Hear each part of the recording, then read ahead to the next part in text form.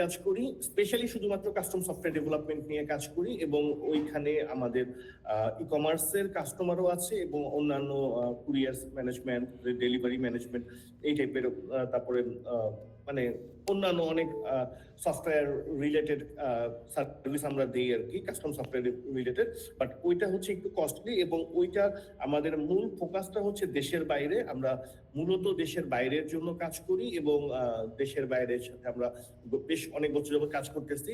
আর personally আমি যদি বলি আমার কথা, আমি 2001-এ গ্রাজুয়েশন কমপ্লিট করেছি সাউদার্ন ক্রস ইউনিভার্সিটি থেকে, অস্ট্রেলিয়া। এরপরে আসলে ক্যারিয়ার শুরু করি বাংলাদেশে। আমি গ্রামীণ ফোনে কিছুদিন জব করেছি, নিউরাল ইউনিভার্সিটিতে, ওখানে লেকচারার হিসেবে কিছুদিন কাজ করেছি। তারপর আমি আবার বাইরে চলে যাই, ওখানে মাইক্রোসফটের সাথে কাজ করেছি আমি বেশ কয়েক বছর। তারপর বাংলাদেশে এসে আমি ব্রেন স্টেশন 23-তে কাজ করা শুরু করেছি, এবং ওইখানেও প্রায় 7-8 বছর কাজ করার পরে আমি নিজের থেকে ব্যবসা দেওয়া শুরু করেছি আর কি। সো আমার ক্যারিয়ার প্রায় এখন 24+ বা 25 ধরা চলে। এর মধ্যে 18 বছরই আমি আসলে কোথাও না কোথাও চাকরি করেছি, আর 6-7 বছর যাবত আমি আমার নিজের ব্যবসাটা চালাচ্ছি আলহামদুলিল্লাহ।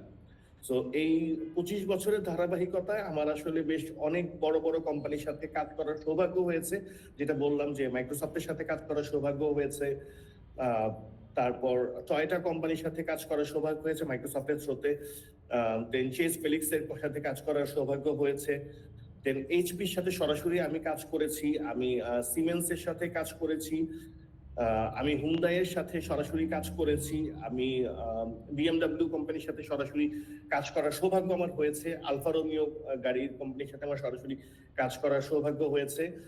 আর পাশাপাশি হচ্ছে 2010-এর দিকে, 2010 বা তার আগে 9-8 এই সময়ে ওয়ার্ল্ডে খুব নাম করা একটা ই কমার্স কোম্পানি ছিল Pay.com। ওই কোম্পানির প্রায় পুরো কাজ আমার, মানে পুরো কাজ বলতে হচ্ছে পুরো আর্কিটেকচারটা আসলে আমার হাতে তৈরি করা। এরপর ওয়ার্ল্ডের one of the largest company next.co.uk, ওদের ই কমার্স ওয়েবসাইটটা আমার করা 2010 বা 11 থেকে শুরু করে 2014-15 পর্যন্ত আমি ওইখানটায় কাজ করেছি। সো ওইখানে একটা বিশাল অভিজ্ঞতা ছিল, এবং ওইটার মানে আমি যদি বলি যে সারা ওয়ার্ল্ড ওয়াইড ওদের হচ্ছে 3,500+ স্টোর আছে আর কি, ওই কমার্সের সাথে আমি ডিরেক্টলি কাজ করেছি। এরপর আমরা এরকম ওয়ার্ল্ডের বেশ বড় বড় ই কমার্সের সাথে আমার কাজ করার অভিজ্ঞতা আছে। 2010, 2008-9 থেকে শুরু করে এখন পর্যন্ত কাজ করছি, এবং বাংলাদেশের প্রায় সব বড় কোম্পানির সাথে আমার পার্সোনালি কাজ করার অভিজ্ঞতা আছে আলহামদুলিল্লাহ। সো তারই ধারাবাহিকতায় আমরা আসলে 2021 সালে বিট কমার্সের কথা চিন্তা করেছি, এবং বিট কমার্স বানানো শুরু করেছিলাম।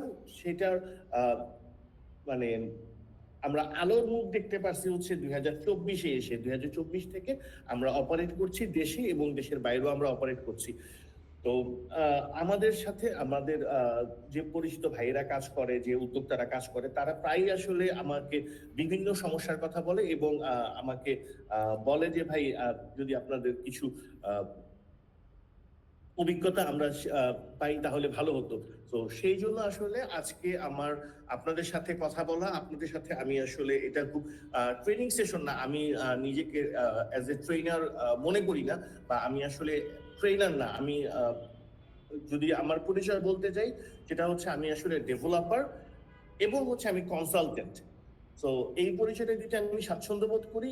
বাংলাদেশে অনেক ভালো ভালো ট্রেনার আছে, তারা ভালো ট্রেনিং করানো, কিন্তু আমি আসলে আমার অভিজ্ঞতার কথা বলছি। অভিজ্ঞতাটাই আসলে আপনাদের সাথে শেয়ার করব, আমার এই গত 25 বছর যাবত ইন্ডাস্ট্রিতে কাজ করার যে অভিজ্ঞতা, এবং স্পেশালি গত 15 বছর যাবত আমার যে অভিজ্ঞতা এই ই কমার্স ইন্ডাস্ট্রিতে, সেটা নিয়ে আসলে কথা বলবো। তো আমি আজকের যে টপিক আমি চুজ করেছি, বা আমি যেটা ইসে করেছি, সেটা হচ্ছে আসলে বাংলাদেশের ই কমার্সের ইকোসিস্টেম। সো এইটাকে একটু ভিন্নভাবে বলতে গেলে আমি এটাকে এভাবে বলতে চাই যে ই কমার্স সাকসেস গাইড। আজকে আমাদের যে টপিকটা সেটা হচ্ছে ই কমার্স সাকসেস গাইড, আর step by step comprehensive guide for e commerce success. তো এইটার একদম প্রথমেই আমি আসলে সরাসরি মানে টপিকে চলে যাচ্ছি আর কি। আমার পরিচয় তো আসলে আপনারা পেয়েছেন, সো আমি টপিকে চলে যাই। আর যেহেতু আজকে আসলে রোজার দিন, আমরা খুব বেশি সময় হয়তো বা এই সেশনটাতে দিতে পারবো না। আমি আশা করছি এটা 4টার মধ্যে শেষ করে দেবো ইনশাল্লাহ। সো আমি টপিক শুরু করছি। আমাদের যেটা বলছিলাম যে আমাদের এই সেশনটাকে আমি নামকরণ করেছি হচ্ছে গিয়ে Bangladesh e commerce success guide, step by step comprehensive guide for e commerce success.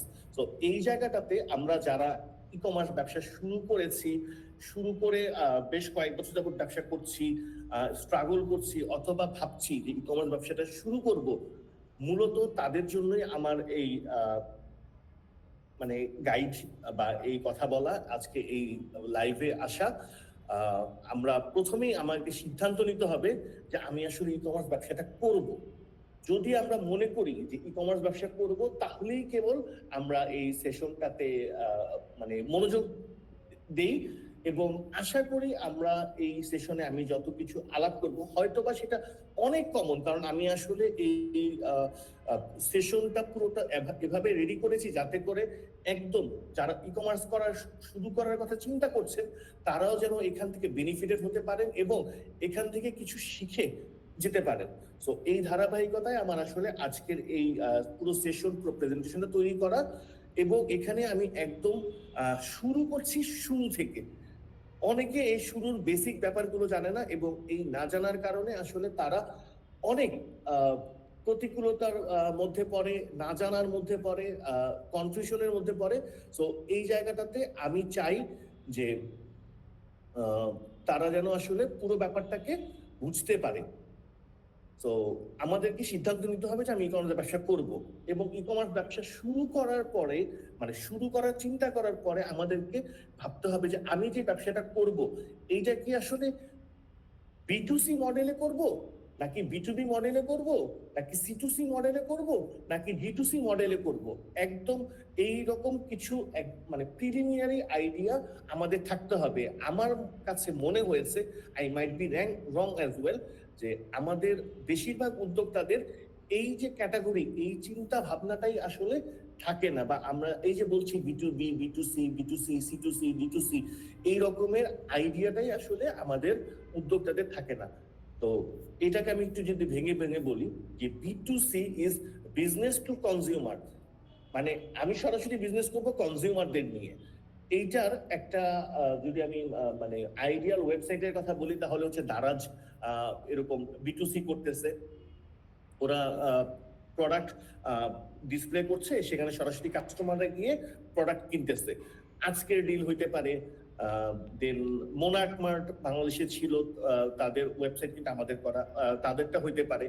So B2C হচ্ছে যারা নাকি সরাসরি প্রোডাক্ট সেল করে কাস্টমারদের কাছে। এখানে আসলে বিজনেসম্যান এবং কাস্টমার ডিরেক্ট কানেকশন। এরপরে হচ্ছে একটা B2B মডেল আছে। B2B মডেল হচ্ছে গিয়ে আমরা অনেকেই নাম শুনেছি আলিবাবা, যে ওরা আসলে মানে কোয়ান্টিটি বেস প্রোডাক্ট সেল করে। চায়না থেকে আমরা বাংলাদেশে প্রোডাক্ট ইম্পোর্ট করতে পারি, এটা নিয়েও আমি আসলে কিছু কথা বলবো।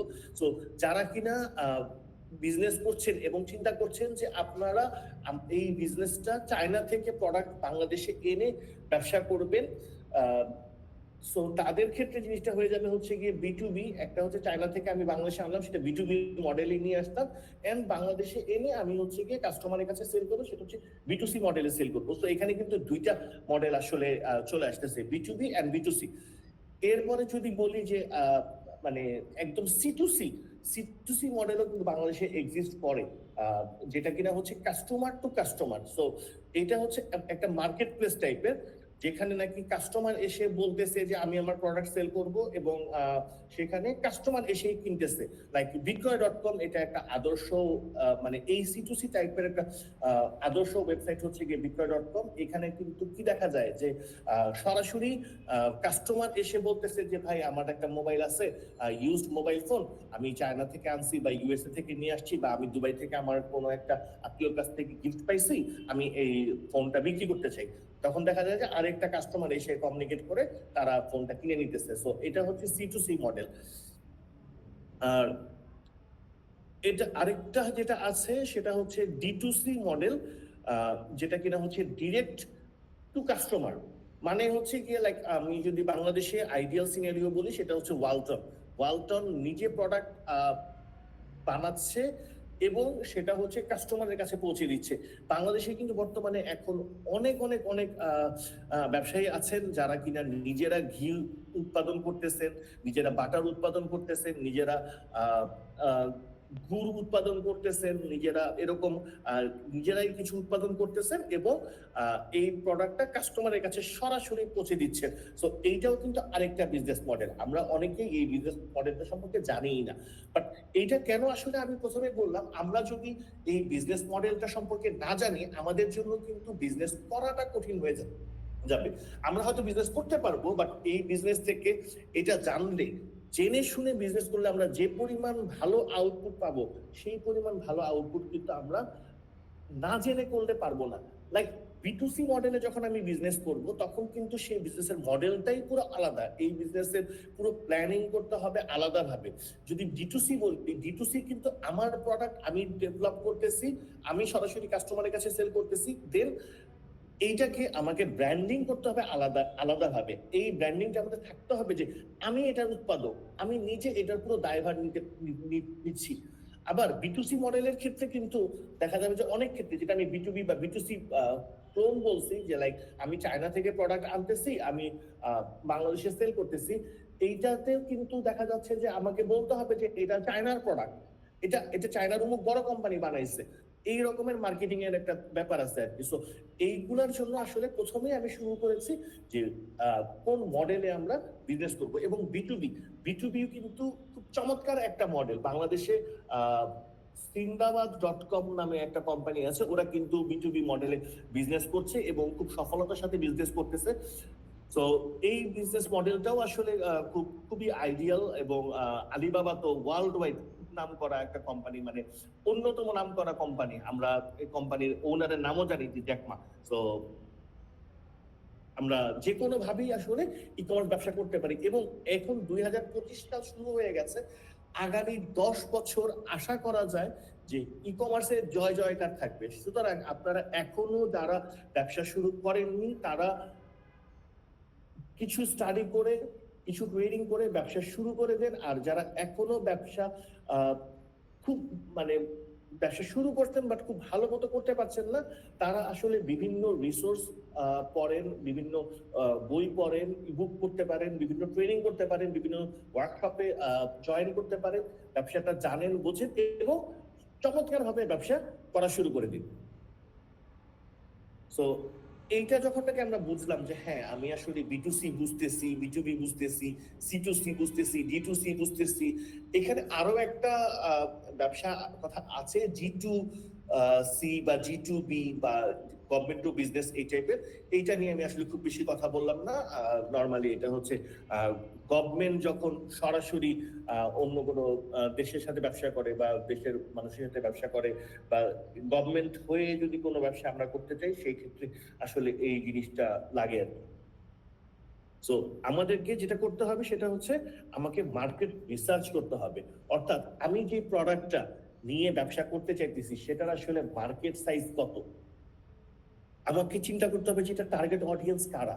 ফর এক্সাম্পল, আমি যদি আমার একটা ফোনের কথা বলি, যে লাইক আইফোন কিন্তু সারা বাংলাদেশে বা সারা পৃথিবীতে যত কাস্টমার ফোনের আছে তারা সবাই কিন্তু আইফোনের কাস্টমার না। আইফোনের কিন্তু একটা নির্দিষ্ট কাস্টমার আছে এবং আইফোন ওই কাস্টমার সেন্ট্রিক চিন্তা করেই কিন্তু প্রোডাক্ট বানাচ্ছে। ফর এক্সাম্পল, একটা মধ্যবিত্ত বা নিম্ন মধ্যবিত্ত বা যারা কিনা একটু টেকি পার্সন, তারা কিন্তু হয়তো বা খুব একটা আইফোন পছন্দ করে না। তো আইফোনের একটা আলাদা কাস্টমার সেগমেন্ট আছে। আবার স্যামসাং এর কথা যদি বলি, যে স্যামসাং এর চিন্তাটা কিন্তু আবার অন্যরকম। স্যামসাং এর কি হচ্ছে, যে স্যামসাং এর এস সিরিজ আছে, যেটা কিনা হচ্ছে একটু পশ, একটু উচ্চবিত্ত যারা আছে বা একটু টেকি পার্সন যারা আছে, যারা খুব ভালো পারফরমেন্স পছন্দ করে, তাদের জন্য হচ্ছে স্যামসাং এস সিরিজ। আবার স্যামসাং এ সিরিজের আরেকটা সিরিজ বাইর করছে, যেটা কিনা হচ্ছে মানে এস সিরিজের চেয়ে কম্পারেটিভলি কম দামে, কিন্তু ওইটা কিন্তু ভালো পারফরমেন্স, এবং ওইটা দিয়ে কিন্তু ইউথ যারা আছে তারা হচ্ছে গিয়ে মোটামুটি গেমিং করতে পারতেছে, ভালো ছবি তুলতে পারতেছে, সারাদিন ব্যাটারি ইউজ করা যায় এরকম একটা ফোন পাচ্ছে। তো কাস্টমারটা কিন্তু সেগমেন্টটা আলাদা। এস সিরিজটা করে হচ্ছে বিজনেস ক্লাসের জন্য, এ সিরিজটা করে হচ্ছে ইউথকে চিন্তা করে। আবার স্যামসাং এর কিন্তু এম সিরিজও আছে। ওই এম সিরিজটা তারা আসলে এভাবে দেয়, যেটার কাস্টমার সেগমেন্ট হচ্ছে গিয়ে লেটস সে একটু যারা কম আয়ের মানুষ, যারা একটু মানে হাতে মাঠে ঘাটে কাজ করে, একটু কনস্ট্রাকশনে কাজ করে বা হাতের কাজ করে, হাত থেকে একটু ফোন করে যেতে পারে ডিউরেবিলিটির ক্ষেত্রে। মানে সো এই জিনিসটা হচ্ছে গিয়ে আসলে কাস্টমার সেগমেন্ট। আমি একটা প্রোডাক্ট নিয়ে ব্যবসা শুরু করার আগে আমি আইডেন্টিফাই করব যে আমার এই কাস্টমার কারা হতে পারে, কোন কাস্টমারের কাছে আমি আসলে প্রোডাক্ট সেল করব। ফর এক্সাম্পল আমি যদি বলি যে বোরকা, বোরকা নিয়ে ব্যবসা যদি করতে চান, তাহলে কিন্তু এটার একটা কাস্টমার বেজ আছে। মানে যে মেয়ে বোরকা পরে না, বা যে মেয়ে বোরকা পরে না, সেই মেয়ে বা তার হাজবেন্ড বা তার ভাই বা তার বাবা ছাড়া কিন্তু এই বোরকার ওয়েবসাইটে তেমন কেউ ঢুকবে না। কিন্তু যারা বোরকা পরে, সেই মেয়ে বা তার ভাই বা তার বাবা, তার হাজবেন্ড কিন্তু বোরকার দোকানে ঢুকবে। সো এইটা কিন্তু একটা আলাদা সেগমেন্ট হয়ে গেছে। সো আমরা যখন নাকি ব্যবসা করব, এটা আসলে আমাদেরকে চিন্তা করতে হবে যে আমার কাস্টমার কারা এবং আমার কাস্টমারের কারা, এটা আমাকে চিন্তা করতে হবে। এই কারণে যে আমি যেন আমার কাস্টমারের উপর বেস করে, আমার কাস্টমারের জন্য আমি অ্যাড বানাইতে পারি। আমি প্রোডাক্টের ডিজাইনটা যেন আমি আমার কাস্টমারের জন্য করি।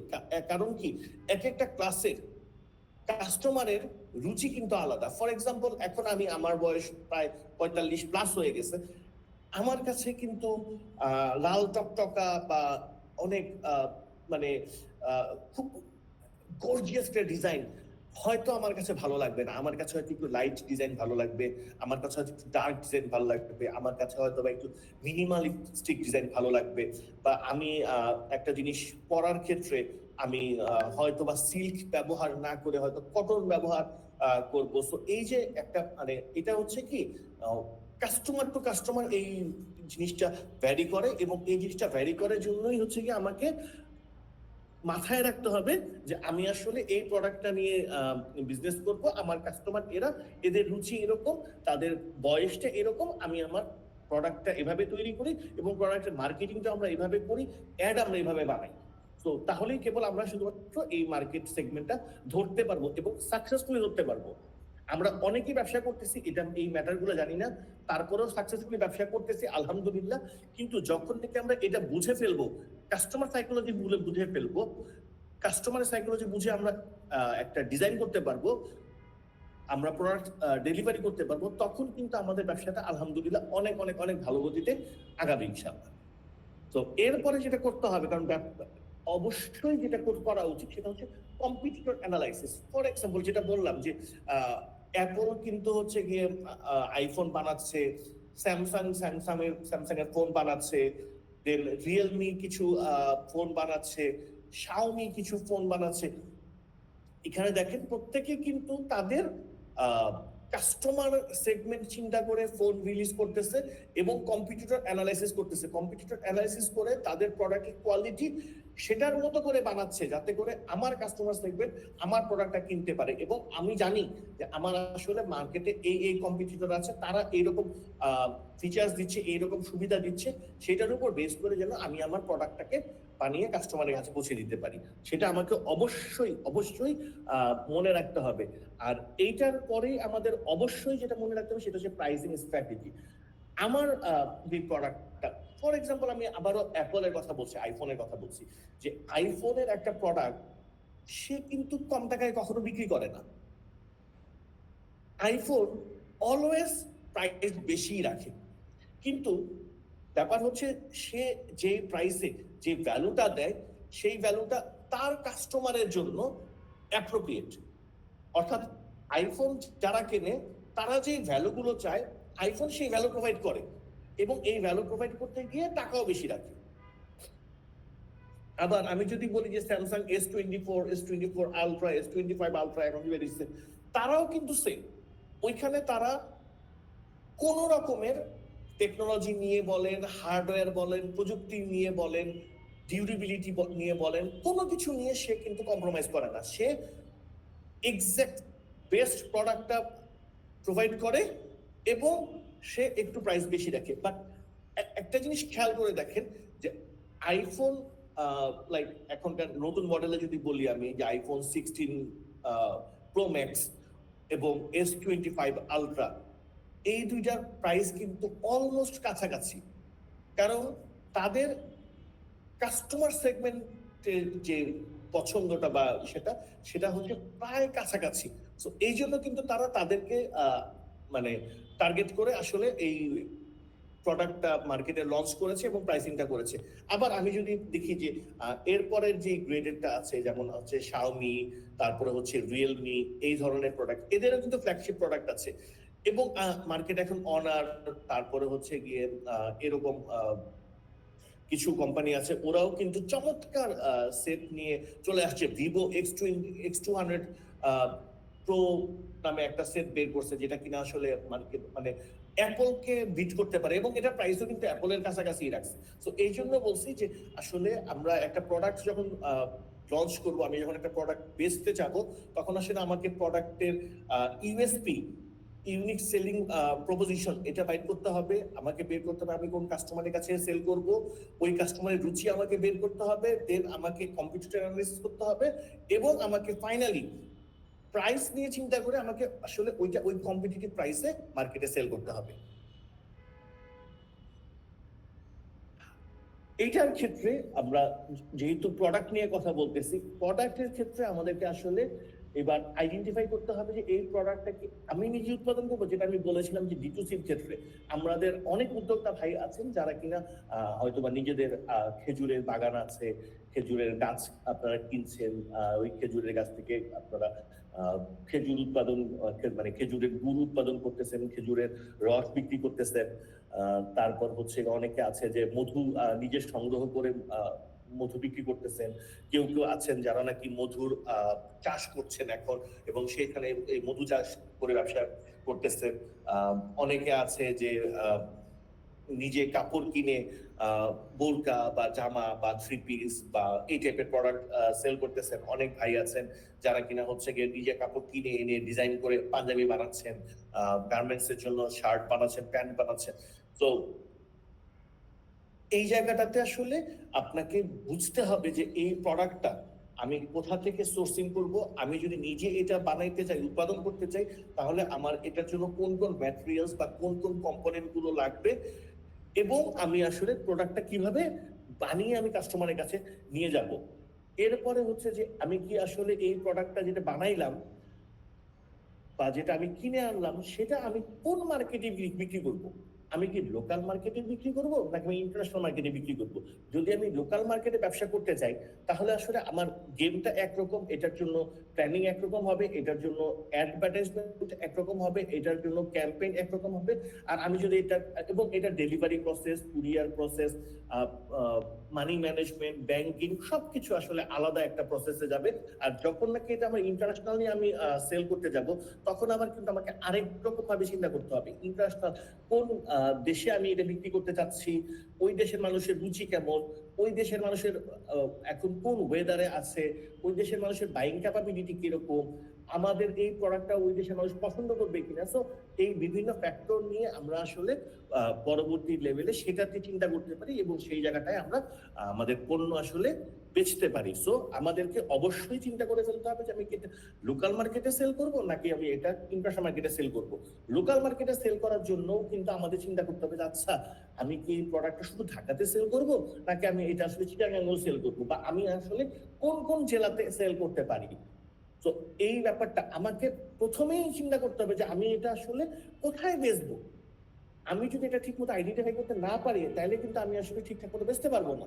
তো আমাকে এটা ফাইনাল মানে এটা আমাকে আইডেন্টিফাই করে ফেলতে হবে যে আমি এটা কোন জায়গাতে বেচবো। এরপরেও হচ্ছে আবার আরেকটা মডেল আছে সেখানে, সেটা হচ্ছে ড্রপ শিপিং মডেল। আমরা অনেকেই ড্রপ শিপিং কথাটার সাথে পরিচিত, আমরা অনেকেই ড্রপ শিপিং করি, এবং এটা কিন্তু সারা ওয়ার্ল্ড ওয়াইড একসেপ্টেড একটা মডেল, যে এখানে কোনো পণ্য বা কোনো প্রোডাক্ট আমি উৎপাদন করি না, আমি জাস্ট এক জায়গা থেকে কিনে আরেক জায়গায় সেল করে দিই। ফর এক্সাম্পল, এরকম আমি অনেক ব্যবসায়ীকে চিনি যারা কিনা হচ্ছে গিয়ে চায়না থেকে একটা প্রোডাক্ট এনে সেল করে দিচ্ছেন, তার স্টক করার দরকারও নাই, মানে সে সামহাউ প্রি অর্ডার প্রোডাক্ট এসে নিচ্ছে, ওইখানে হয়তো বা তার কোনো ম্যানুফ্যাকচারারের সাথে বা কোনো বিজনেসম্যানের সাথে পরিচয় আছে, বা বাংলাদেশেও হইতে পারে। ফর এক্সাম্পল, আমি যদি এটাকে খুব সহজ করে এটাকে আমি বলতে যাই, সেটা হচ্ছে যে লাইক ড্রপ শিপিং এর ক্ষেত্রে আমরা ধরা যাক যে আমার আসলে একটা বোরকার ব্যবসা আছে। তো এইখানে বোরকার ব্যবসাতে কি হয়, যে আমি কাপড় কিনতেছি, আমি ডিজাইন বানাচ্ছি, আমি হচ্ছে আমার ফ্যাক্টরি থেকে এই বোরকাটা বানিয়ে নিচ্ছি, এবং বানানোর পরে আমি বলতেছি যে ভাই, এই বোরকাটা তো আমি বিক্রি করতে পারবো না, আমি ভালো বানাইতে পারি, আহ আপনারা মার্কেটে কে কে আছেন, আমার এই বোরকাটা আপনারা সেল করেন ইন্ডিভিজুয়ালি। সো আপনারা তখন কি করছেন, আমার কাছ থেকে জিনিসটা পাইকারি কিনে রিটেল মার্কেটে সেল করে ফেলতেছেন। এটাই হচ্ছে ড্রপ শিপিং, এবং এই ব্যবসাটা কিন্তু আসলে আমরা অনেকেই এটা করি। আমরা অনেকে হয়তো এটা করি, ইভেন জানিও না যে আমরা ড্রপ শিপিং করতেছি, বাট এই বিজনেস হচ্ছে ড্রপ শিপিং মডেল। এই ড্রপ শিপিং মডেলে আবার কয়েকটা জিনিস আছে, যেমন একটা হচ্ছে যে হ্যাঁ, আপনি হয়তো আমার কাছ থেকে বোরকা কিনে স্টক করলেন, দেন সেল করলেন। সেটা না করে এমনও হতে পারে যে বোরকা আসলে আমার কাছে থাকবে, আমি স্টক ম্যানেজ করব, আপনি শুধুমাত্র অ্যাডভার্টাইজমেন্ট করবেন, বিক্রি হইলে যেটা বিক্রি হবে কাস্টমার কনফার্ম করবে আপনাকে, আপনি আমাকে বলবেন যে ভাই এটা এই কাস্টমারকে পৌঁছায় দেন। মানে আপনার অর্ডার ম্যানেজও করতে হবে না, আপনার ইনভেন্টরি ম্যানেজও করতে হবে না, আপনার প্রোডাক্ট স্টকও করতে হবে না, আপনার ইভেন টাকা ইনভেস্ট করারও তো একটা দরকার নাই, আপনি প্রোডাক্ট আসলে সেটা অলরেডি জাস্ট সেল করে দিবেন। Excuse me. আচ্ছা, ঠিক আছে। সো এরপর আরেকটা হচ্ছে ওইএম বা অরিজিনাল ইকুইপমেন্ট ম্যানুফ্যাকচারার, অর্থাৎ হোয়াইট লেবেলিং, নিজের নামে নিজের ব্র্যান্ডের নামে প্রোডাক্ট তৈরি করে ফেলা। এটাও আমি যদি বলি যে লেটসে আমার শুধুমাত্র বোরকার ডিজাইনার আছে, আমার কাপড়ের স্টক আছে, আমার ফ্যাক্টরি আছে, আমি বোরকা বানাচ্ছি, এবং সেখানে আপনার জাস্ট শুধু বোরকা বিক্রি করার প্ল্যান আছে। আপনি কি করছেন, এখানে এসে আমাকে বলতেছেন যে ভাই, এই যে এই 10টা ডিজাইন আপনার আছে, এই 10টা ডিজাইন আপনি আমার জন্য লেবেলিং করে দেন, আমার জন্য আপনি প্যাকেট বানান, কাস্টমার যখন নাকি সেল মানে কিনবে, তখন আমার লেভেলে বোরকা যাবে, এবং আমার প্যাকেটে বোরকাটা ডেলিভারি হবে। সো কাস্টমার মনে করবে যে এইটা আসলে আমি এই ব্র্যান্ড থেকে কিনছি, এবং আমি এই ব্র্যান্ডের কাছ থেকে আমি আসলে ডেলিভারিতে পাইছি। সো এইরকম একটা ব্যাপার আর কি। সো এইরকমও কিন্তু আসলে ব্যবসা করা যায়, এবং এই ব্যবসা এক্সিস্ট করে। আমরা যদি আসলে মানে যে কারণে আমি আসলে এটা বলছি, যে আমরা অনেকেই না ব্যবসা করার সময় চিন্তা করি যে আমি প্রোডাক্ট কোথা থেকে পাবো, বা প্রোডাক্ট বানাইতে আমার তো সময় লাগবে, আমার তো এই প্রোডাক্টটা বানানোর এক্সপিরিয়েন্স নাই, আমি শুধু ভালো সেল করতে পারি বাট প্রোডাক্ট বানাইতে পারি না। আবার অনেকে চিন্তা করে, আচ্ছা আমি তো ভালো প্রোডাক্ট বানাইতে পারি কিন্তু সেল করতে পারি না, আমি তো ব্যবসা করতে পারবো না। ব্যাপারটা আসলে এরকম না, এখানে আসলে একটা ইকোসিস্টেম। আমি কিন্তু বলি যে ই কমার্স ব্যবসাটা হচ্ছে একটা ইকোসিস্টেম। এখানে আপনি যদি ভালো প্রোডাক্ট বানাইতে পারেন, তাহলে আপনি শুধু প্রোডাক্ট বানান, আপনার আসলে সেল করার চিন্তাটা আপনি অন্য কাউকে দিয়ে দেন। বা আপনি যদি মনে করেন যে আপনি খুব ভালো সেল করতে পারবেন, সেই ক্ষেত্রে আপনার প্রোডাক্ট বানানোর চিন্তাই হয়তো করা দরকার নেই, আপনি অন্য জায়গা থেকে যারা ভালো প্রোডাক্ট বানায় তাদের কাছ থেকে প্রোডাক্ট সোর্সিং করে আপনি প্রোডাক্ট বিক্রি করা শুরু করে দেন। সো এইরকম ভাবেও ব্যবসাটা আসলে হতে পারে। আমরা অলরেডি হচ্ছে নিশ সিলেক্ট করে ফেলছি, আমরা টার্গেট অডিয়েন্স সিলেক্ট করে ফেলছি, আমরা বুঝে গেছি যে আমি ব্যবসাটা কিভাবে করব, B2C করব না B2B করব নাকি D2C করব নাকি C2C করব নাকি G2B করব, এরকম মডেলটা আমরা চিন্তা করে ফেলছি। আমি আমার কাস্টমার আইডেন্টিফাই করে ফেলছি, আমি কাস্টমারের টেস্ট বুঝতে পারছি, আমি কাস্টমারের ফিনান্সিয়াল অবস্থা বুঝতে পারছি, মানে আমাদের আগের স্লাইডের কথা যেটা আমি বলি। সো এখন আমি হচ্ছে ব্যবসা শুরু করব। ব্যবসা শুরু করার জন্য প্রথমেই দরকার পরিকল্পনা, এবং পরিকল্পনা করার পরে ব্যবসা শুরু করার আগে অবশ্যই আপনাকে আইনগত যে বিষয়গুলো আছে সেগুলো ফিক্স করে ফেলতে হবে, ব্যবসায়িক রেজিস্ট্রেশন করে ফেলতে হবে। এটার জন্য অন্যান্য যে ব্যাপারগুলো আছে, আমি যদি বলি যে লাইক লেটস সে ব্যবসা শুরু করতে গেলে ট্রেড লাইসেন্স নিয়ে ব্যবসা শুরু করাটা ভালো।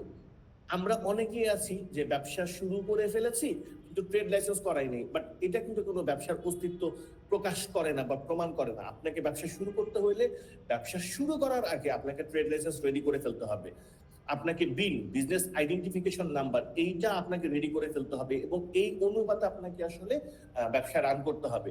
আপনাকে ট্রেডমার্ক, আপনি যে কষ্ট করে একটা লোগো বানাইছেন, আপনি যে একটা নাম দিচ্ছেন, লাইক অ্যাপল যে নামকরণটা করছে বা অ্যাপল যে লোগোটা বানাইছে সেটা কিন্তু ট্রেডমার্ক করা এবং সেটা কপিরাইট করা, বা অ্যাপল যে ডিজাইনটা করছে সেটা কিন্তু কপিরাইট করা। সো এই জিনিসগুলো আমরা বাংলাদেশিরা আমরা খুব একটা কেয়ার করি না, আমরা জানি না এই জিনিসটা কিভাবে করতে হয়, কিন্তু আমাদেরকে অবশ্যই এই জিনিসগুলো মাথায় রাখতে হবে। আমাদেরকে ব্যবসা শুরু করার সঙ্গে সঙ্গে আমাদেরকে ট্রেড লাইসেন্স রেডি করে ফেলতে হবে, আমাদের বিন রেডি করে ফেলতে হবে, যাতে করে আমার ব্যবসাটা ঝুঁকির মধ্যে না পড়ে যায়।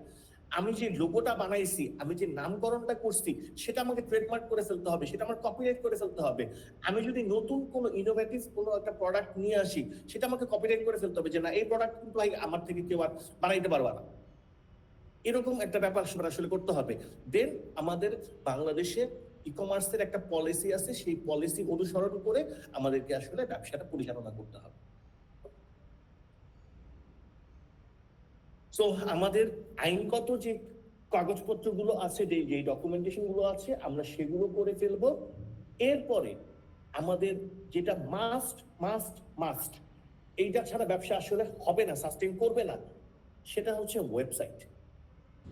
এই ব্যাপারে আমরা একেবারেই গাফিলতি করি। আমরা বাংলাদেশে ম্যাক্সিমাম উদ্যোক্তা আমরা শুধুমাত্র ফেসবুকে একটা পেজ খুলে ব্যবসা শুরু করে দেই, কিন্তু আমরা জানিও না যে এটা যে কত ভয়ঙ্কর একটা ঝুঁকির মধ্যে আমার ব্যবসাকে আমি নিয়ে যাচ্ছি। ফেসবুক পেজ অবশ্যই রাখতে হবে, ফেসবুক পেজ থাকতে হবে, ফেসবুক পেজে আমাদের ব্যবসা করতে হবে, ফেসবুক পেজে আমাদের অ্যাড রান করাইতে হবে, কারণ সব কাস্টমার ফেসবুকে আসে, দ্যাটস ভেরি ট্রু। কিন্তু আমাকে ব্যবসা করার জন্য আমার নিজস্ব একদম আমার নিজের একটা আইডেন্টিটি রাখতে হবে, যেটা কিনা ওয়েবসাইট।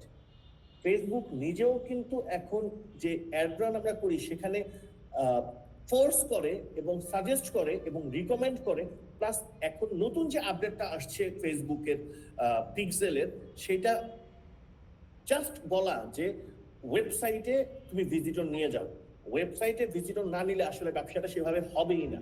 সো আমাদের একটা ভালো ওয়েবসাইট থাকতে হবে, এসইও ফ্রেন্ডলি ওয়েবসাইট থাকতে হবে। দেখেন, আপনার কথার কথা www.almahamud.com বা www.bitcommerce.com, এই যে ওয়েবসাইটটা আছে, সেই ওয়েবসাইটটা কিন্তু মানুষ চেনে না, মানুষ জানে না, মানুষজন নিজে নিজে গিয়ে কিন্তু www.bitcommerce.com হয়তো বা সার্চ করবে না, মানুষকে জানাতে হবে। আপনি যদি গিয়ে গুগলে সার্চ করেন যে best e commerce search platform in Bangladesh, আপনাকে বিটকমার্স দেখাবে। এই যে বিটকমার্সটা দেখাবে, এটার কারণ কিন্তু হচ্ছে যে এখানে আমরা এসইও করেছি। এসইও ব্যাপারটা হচ্ছে সার্চ ইঞ্জিন অপটিমাইজেশন, এইটা প্রত্যেকটা ওয়েবসাইটের জন্য করা জরুরি, এবং আমরা যে ওয়েবসাইটটা বানাই সেই ওয়েবসাইটে এই এসইও করার ফিচারটা থাকা জরুরি। এই এসইও করার ফিচারটা যদি না থাকে, আমরা আসলে প্রপারলি একটা ওয়েবসাইটের এসইও করতে পারবো না। এবং এসইও করাটা হচ্ছে জরুরি, কারণ গুগল এটাকে র্যাঙ্ক করে। গুগলে প্রথম পাতায়, মানে আপনি জাস্ট চিন্তা করে দেখেন যে আপনারা যখন নাকি গুগলে একটা কিছু সার্চ করছেন, সার্চ করার পরে আপনার রেজাল্ট যেটা আসতেছে সেটা কিন্তু আপনি প্রথম 2-4-5টার পরে আর গিয়ে পড়েন না। আপনি বড়জোর সেকেন্ড পাতাতে কিছু সার্চ রেজাল্ট পড়েন, বা থার্ড পাতা থেকে আপনি আর এই রেজাল্টটা পড়েন না, থার্ড পাতায় কি আছে সেটা দেখেনও না। কিন্তু গুগল কিন্তু আপনাকে 10 পাতা, 15 পাতা, 20 পাতা রেজাল্ট এনে দিচ্ছে। সো আপনাকে গুগলের র্যাঙ্কিং এ ফার্স্ট পাতায় থাকতে হবে। আপনি যদি গুগলের র্যাঙ্কিং এ ফার্স্ট পাতায় থাকেন, তখন কেবল মাত্র আপনার এই যে সেটা আছে, ওয়েবসাইটটা আছে, এটা মানুষ গুগলে সার্চ করলে আপনাকে খুঁজে পাবে এবং আপনার কাছে যেতে পারবে। এটার জন্য এসইও করাও জরুরি, এটার জন্য এসএমএম করাও জরুরি। আমরা এগুলো নিয়ে কথা বলবো। এবং আমরা অনেক সময় ডোমেইন কিনে ফেলি। ডোমেইন কেনার ক্ষেত্রে আমাদেরকে সব সময় প্রায়োরিটি দিতে হবে .com এর ক্ষেত্রে। যদিও এখন অনেক অনেক অনেক নাম দিয়ে আপনি .com পাবেন না, সেক্ষেত্রে আপনাকে XYZ শপ, অন্য কিছু বা .com.bd এই এক্সটেনশনগুলো যোগ করতে হইতে পারে। বাট মাথায় রাখবেন যে এটা .com থাকাটা ভালো। আর আপনি যদি লোকালি বিজনেস করতে চান তাহলে .com.bd হতে পারে। আমরা অনেকেই এই ওয়েবসাইট বানানো, মানে যেটা আমার কাছে একদম হরদম আসে, সেটা হচ্ছে যে ভাই আমি তো একটা ই কমার্স বানাইতে চাইতেছি, আমি এটা কিভাবে বানাবো? আমি কি সিএমএস দিয়ে বানাবো, নাকি আমি কাস্টম ওয়েবসাইট বানাবো, নাকি আমি স্যাসে বানাবো? আপনাদেরকে বুঝতে হবে যে সিএমএস কি, কাস্টম কি এবং স্যাস কি। সিএমএস হচ্ছে আসলে কন্টেন্ট ম্যানেজমেন্ট সিস্টেম। এটা এমন একটা ওয়েবসাইট যেখানে নাকি আপনি প্রিডিফাইন কিছু জিনিস করে দেওয়া আছে, সেগুলো ব্যবহার করে আপনি একটা নতুন কিছু বানাইতে পারবেন। যেমন ইকমার্স, ওয়ার্ডপ্রেসের একটা ই কমার্সের জন্য অসম্ভব জনপ্রিয় প্লাগইনস। সেখানে অনেক জিনিসপত্র করে দেওয়া আছে, সেখানে আপনি কাস্টমাইজ করতে পারবেন, এলিমেন্টর প্রো ইউজ করতে পারবেন, বা এরকম অনেক কিছু আছে টুল, সেগুলো দিয়ে আপনি আপনার নিজের মতো করে একটা ওয়েবসাইট বানাইতে পারবেন। বাট এইখানে একটা বোঝার ব্যাপার আছে যে এই যে ওয়ার্ডপ্রেস বা মানে ওয়ার্ডপ্রেস, এই জিনিসটা কিন্তু করা হয়েছে আসলে ব্লগ পোস্ট করার জন্য। এইটা কিন্তু ই কমার্সের জন্য বানানো হয় নাই। পরবর্তীতে কিছু ই কমার্সের প্লাগইনস নিয়ে আসছে, এবং ই কমার্স ইউজ করলেও আপনাকে আসলে কন্টিনিউয়াসলি আরো আরো অনেক অনেক প্লাগইনস ব্যবহার করতে হয় আপনার এই মানে এই ই কমার্স ওয়েবসাইটটা বানানোর জন্য। অবশ্যই ওয়ার্ডপ্রেস অসম্ভব ভালো একটা প্ল্যাটফর্ম, ই কমার্স অনেক ভালো একটা প্ল্যাটফর্ম একটা ই কমার্স বানানোর জন্য। কিন্তু যেটা হয়েছে যে আমাদের দেশে ম্যাক্সিমাম যারা নাকি ডেভেলপার আছে, তারা ই কমার্স বানাচ্ছে, ই কমার্স ব্যবহার করে তাদের আসলে এই বানানোর অভিজ্ঞতাটা হচ্ছে গিয়ে 3 মাস, 4 মাস, 6 মাস, 1 বছর এরকম।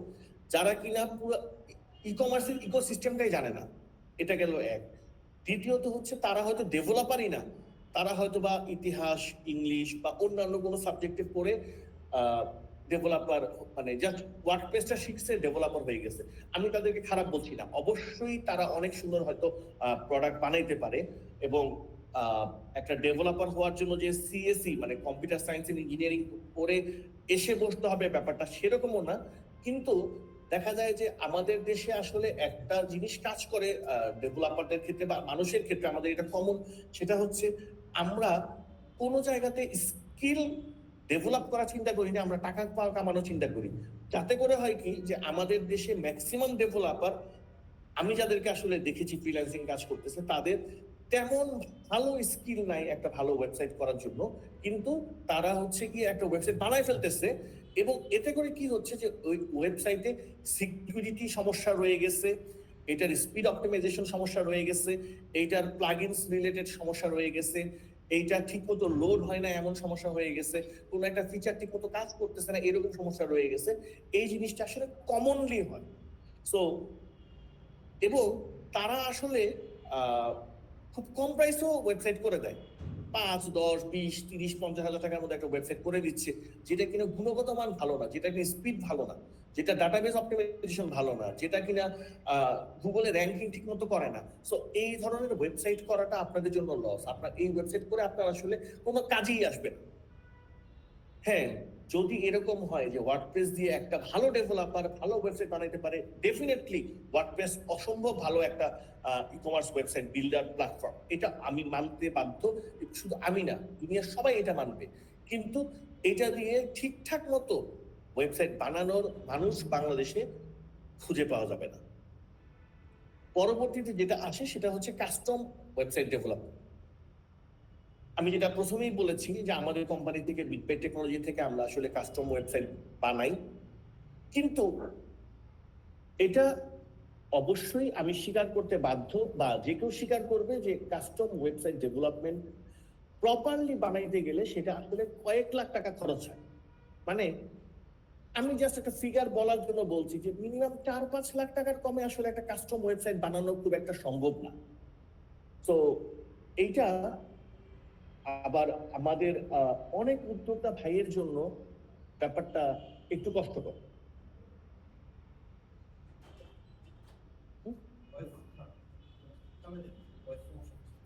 আচ্ছা, তো আমাদেরকে এইটা চিন্তা করতে হবে যে আমরা যে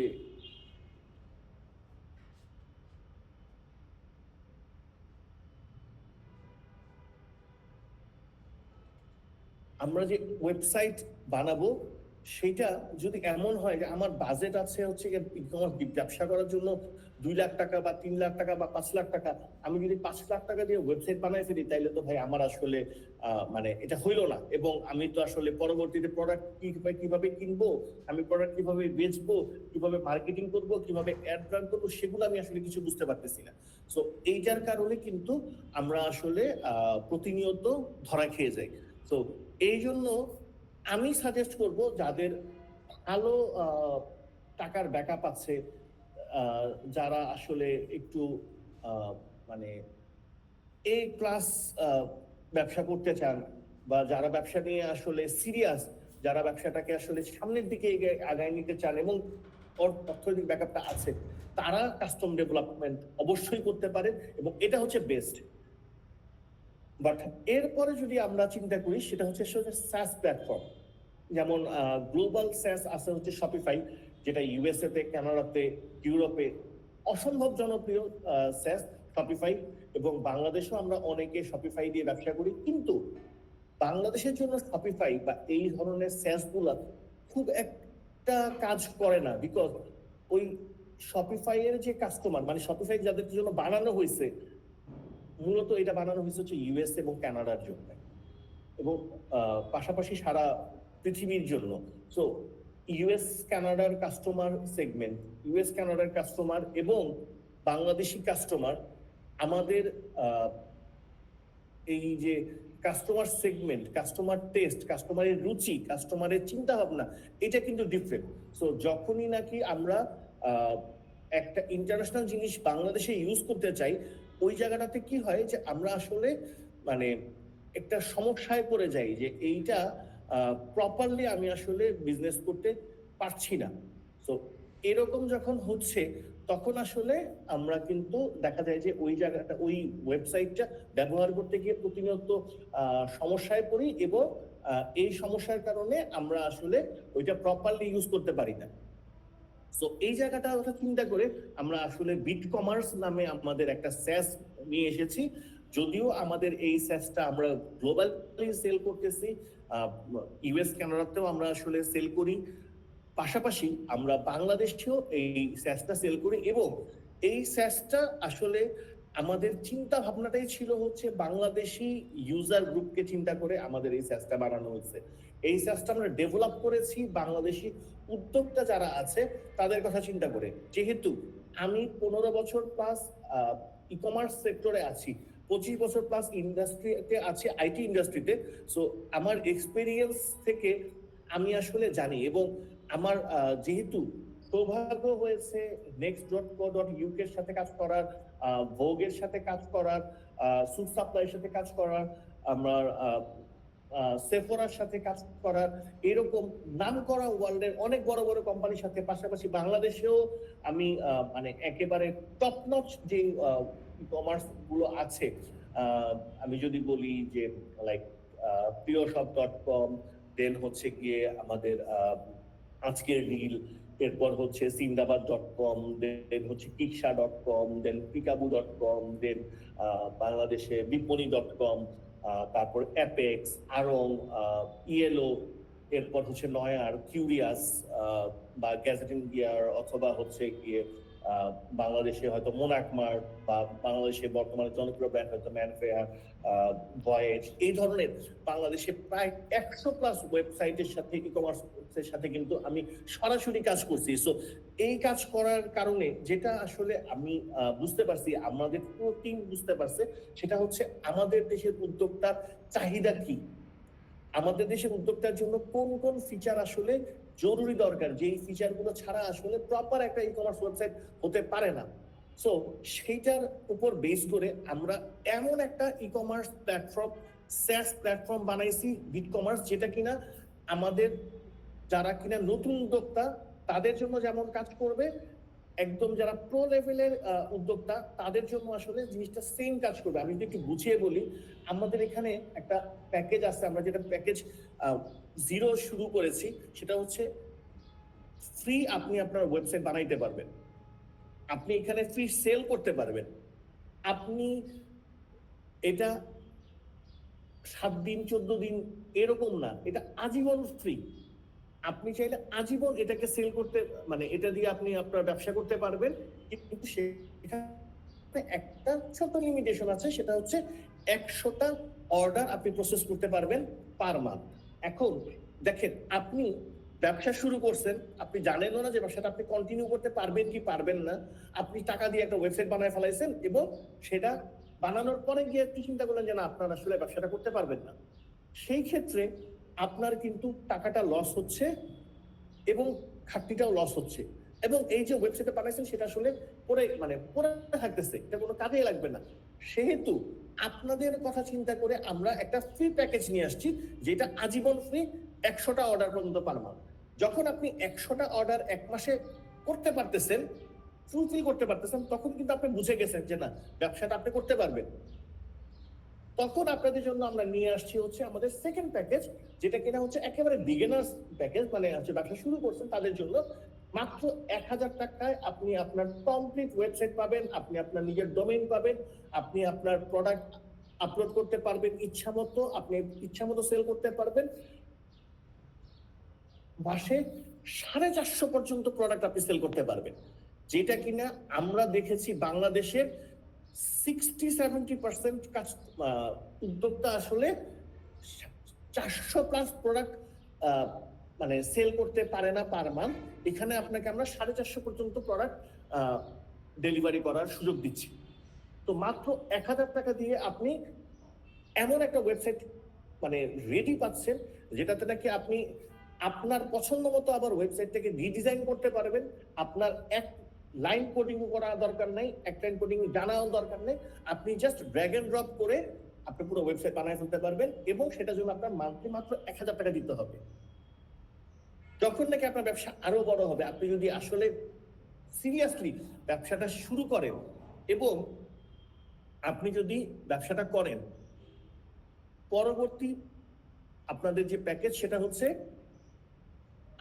মাত্র 2500 টাকার প্যাকেজ, কিন্তু সেখানে আপনি 1500+ বা 1500 অর্ডার প্রসেস করতে পারবেন।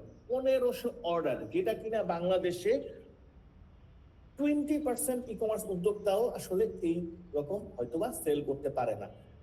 সুতরাং এখানে আপনি চিন্তা করে দেখেন যে আপনি মাত্র 1000 টাকা দিয়ে তো করতে পারছেন, যদি আপনি ব্যবসাটা 450টা পার হয়ে যায়ও, আপনি 1500+ অর্ডার প্রসেস করতে পারবেন মাত্র 2500 টাকা দিয়ে। আর আপনার যদি ব্যবসাটা আরো বড় হয়, লাইক বাংলাদেশে আরং, ইয়েলো, নয়ার, কিউরিয়াস, এরকম যারা মানে বড় বড় ব্র্যান্ড, বা গ্যাজেটিং গিয়ার, বা এরকম বড় যদি ব্র্যান্ড হয়, তাহলে আপনারা কিন্তু আসলে 6000 ডেলিভারি বা অর্ডার প্রসেস করতে পারবেন মাত্র 5000 টাকা দিয়ে। সো এইরকম একটা প্রাইসিং, এইরকম ফিচার্স আমরা নিয়ে আসছি, যাতে করে আপনারা বাংলাদেশের উদ্যোক্তারা চমৎকার ভাবে এই বিজনেসটা করতে পারেন। এবং পাশাপাশি হচ্ছে আমরা এইটা এনশিওর করছি যে দেখেন, যখন নাকি আপনার আসলে মানে 450 অর্ডার প্রসেস করতেছেন আপনি মাসে, তখন কিন্তু আপনার ট্রাফিক বেশি নাই, আপনার কাস্টমার বেশি নাই, আপনার ওয়েবসাইটে বেশি কাস্টমার ঢুকতেছে না, যখন আপনি এখান থেকে টপকায়ে পরবর্তী লেভেলে যাচ্ছেন, অর্থাৎ আপনার মান্থলি 1500 প্রোডাক্ট আপনি ডেলিভারি করতে পারতেছেন, অর্ডার রিসিভ করতে পারতেছেন, তার মানে কি আপনার কাস্টমার বাড়ছে।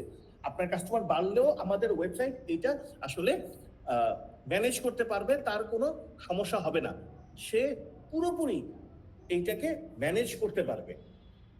এরপরে যদি আমরা বলি যে তারপরেও মানে যদি আপনি 6000 পর্যন্ত প্রোডাক্ট মানে অর্ডার করতে পারেন মাত্র 5000 টাকা, এবং 6000 প্রোডাক্ট আপনাকে সেল করার জন্য, অর্ডার প্রসেস করার জন্য আপনার কিন্তু বিশাল বিশাল আসলে বাহিনী নিয়ে আসলে কাজ করতে হবে। মানে এটার জন্য আপনাকে আসলে একটা মানে প্রপার বিজনেস মডেলে চলে যেতে হবে, আদারওয়াইজ আপনি কিন্তু আসলে এই ব্যবসাটা করতে পারবেন না। 6000 প্লাস প্রোডাক্ট বা 6000 প্রোডাক্ট বাংলাদেশে নাম করা ব্র্যান্ড ছাড়া খুব বেশি কেউ আসলে কিন্তু অর্ডার প্রসেস করতে পারে না।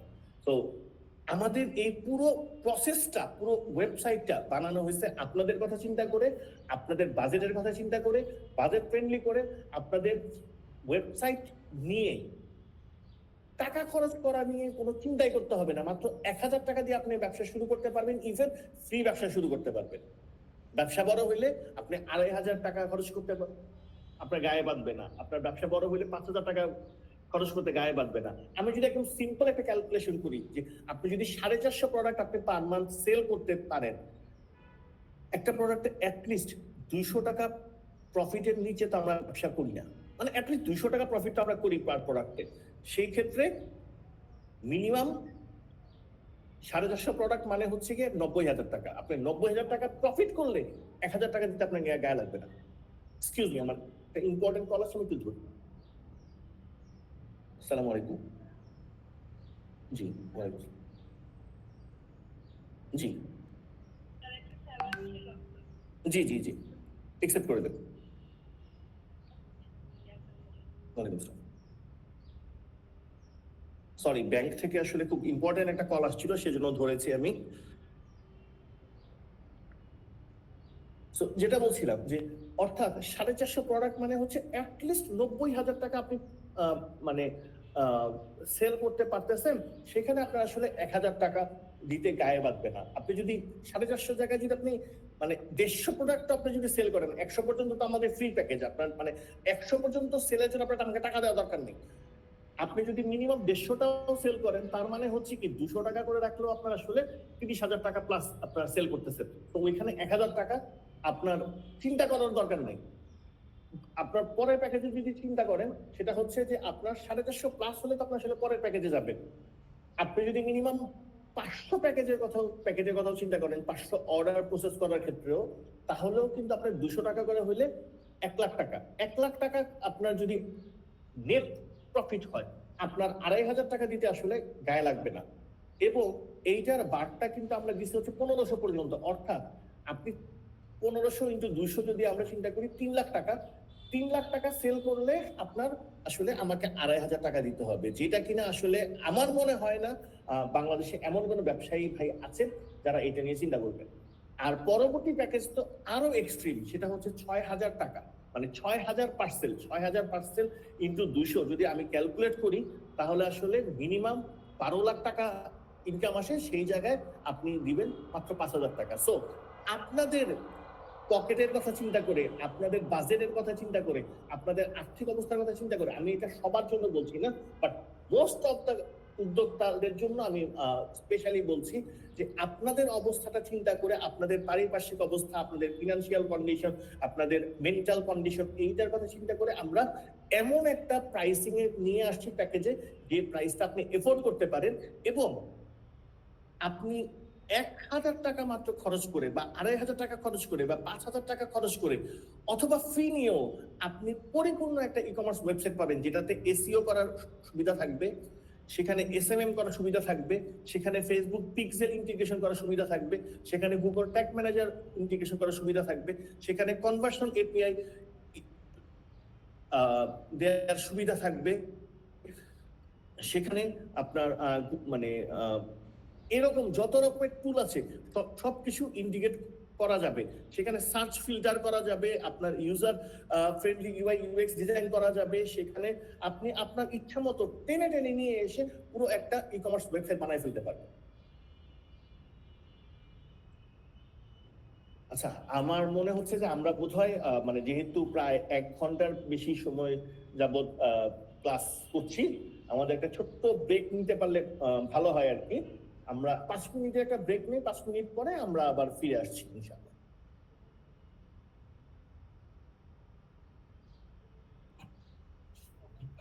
ধন্যবাদ আল মাহমুদ ভাইকে আমাদের এত চমৎকার ভাবে এত কিছু বলার জন্য।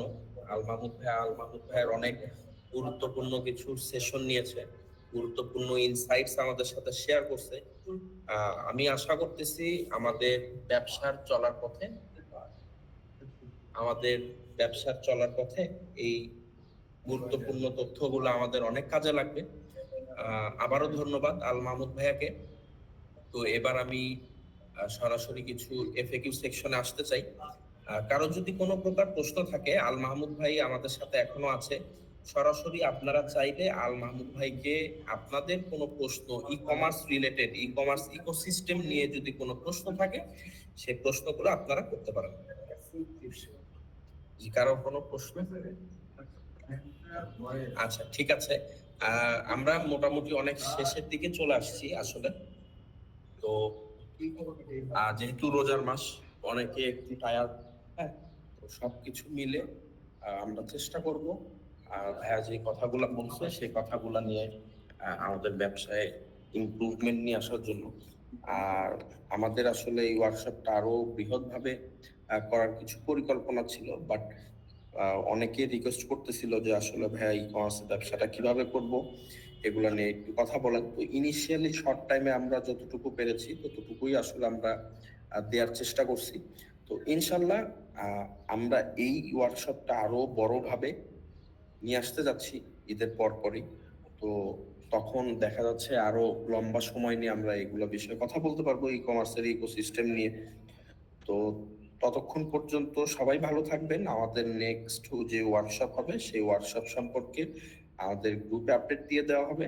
অ্যান্ড আজকের এই মূল্যবান ওয়ার্কশপের ভিডিওটা আমাদের ইউটিউব চ্যানেলে অবশ্যই আমরা আপলোড করে দেব। তো কেউ যদি এখানে মিস করে থাকে ওয়ার্কশপটা ব্যস্ততার কারণে, তো তারা চাইলে অবশ্যই ইউটিউবে সেই ভিডিওটা দেখে আজকের ওয়ার্কশপটা দেখতে পারে। তো ততক্ষণ পর্যন্ত সবাই ভালো থাকবেন, সুস্থ থাকবেন। আর প্রশ্ন ছিল যে, হ্যাঁ জি ভাই, অবশ্যই ভাই। বলতেছিলাম আসলে আপনাদের আজকের ক্লাসটা খুব ভালো লাগছে আমার। আচ্ছা, মানে আমি চাইতেছিলাম যে একটা ই কমার্স বিজনেস কিভাবে শুরু করা যায়। জি জি, ঠিক আছে, এই জন্যই আপনাদের এই ক্লাসটাতে জয়েন করা মূলত। জি জি, ওকে। তো এই বিষয়টা নিয়ে আরো ডিটেলসে যদি জানতে চায় আর কি, তাহলে কিভাবে?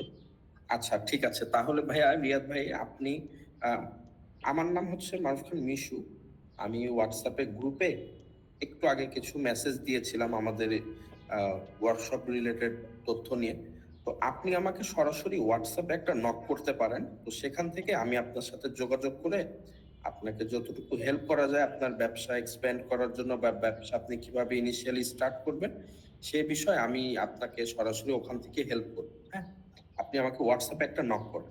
ইনিশিয়ালি নক করলে আমি জি জি, গ্রুপ থেকে আপনি আমাকে একটু ফাইন্ড আউট করে নেন, অথবা হ্যাঁ, গ্রুপ থেকে আপনি আমাকে ফাইন্ড আউট করে নিতে পারবেন। আমি দেখেন একটা গ্রুপে মেসেজ দিয়ে দিচ্ছি আপনাকে, আপনার নাম মেনশন করে এখনই একটা মেসেজ দিচ্ছি, আপনি আমাকে ওই নাম্বারে একটা নক করলে হবে। ওকে, জি ঠিক আছে, থ্যাংক ইউ। জি, ধন্যবাদ। ভালো থাকবেন সবাই, সুস্থ থাকবেন। আসসালামু আলাইকুম।